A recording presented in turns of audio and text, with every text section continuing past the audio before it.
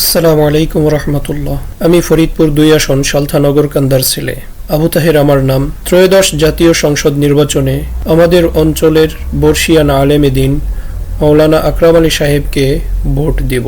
আপনাদেরও আহ্বান করছি অন্য কোনো মার্কায় ভোট না দিয়ে রিকশা মার্কায় দেওয়ার জন্য। আপনি কেন অন্য মার্কায় ভোট দিবেন না?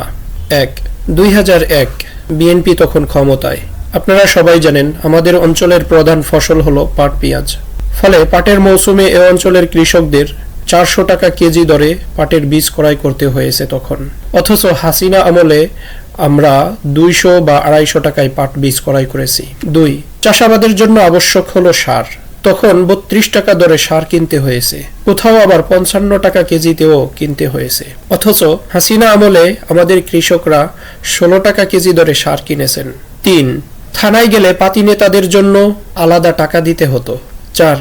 ২০০৬-এর পর তত্ত্বাবধায়ক সরকার ও হাসিনা রেজিমের ২০টি বছর পার হয়ে যখন ৫ই আগস্ট ২০২৪ এলো, তখন আমাদের এলাকার সুতো চলে যায় আবার সেই খাদকদের হাতে।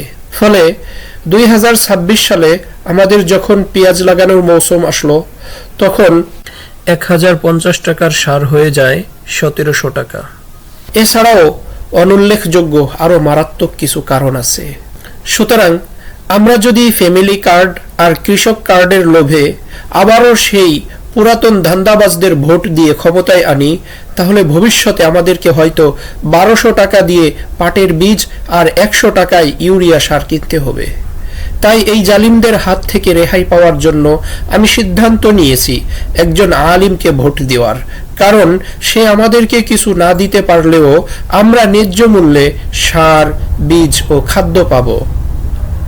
চাঁদাবাজদের হাত থেকে আমাদের মানুষ মুক্তি পাবে। তাই আপনাদেরকেও অনুরোধ করছি, আপনারা আপনাদের ভোট দিয়ে নিজেদের উপরে দুর্নীতিবাজ, চাঁদাবাজ ও দাঙ্গাবাজদের সহযোগিতা করবেন না, বরং আপনার মূল্যবান ভোটটি বাহিরদিয়া হুজুরের রিকশা মার্কায় দিয়ে ন্যায্য মূল্যে সার, বীজ নিয়ে চাঁদাবাজদের রুখে দিন। আবারও বলছি, ভালো থাকতে হলে আপনার ভোট রিকশা মার্কায় দিন।